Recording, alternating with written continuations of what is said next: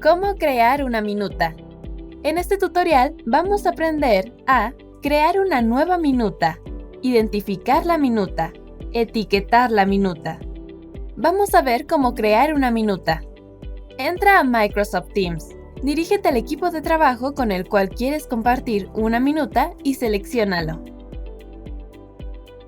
Ve a la barra superior y haz clic sobre el tab de minutas. Dale clic al botón Crear nueva minuta. Enseguida, aparecerá el formato que te guiará en la creación de tu minuta. Comienza llenando los campos de Identificador. Aquí puedes colocar el folio que quieras asignar a la minuta. Título de la reunión.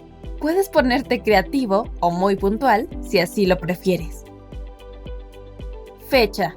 ¿Cuándo se realiza la junta? Hora de inicio y duración de la reunión.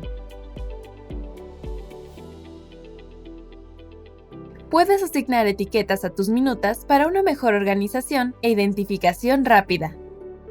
Para poner etiquetas, solo coloca el cursor sobre la palabra etiqueta y da clic en Administrar etiquetas. Saldrá este recuadro. Nombra tu etiqueta como prefieras. Asigna un color y da clic en Guardar.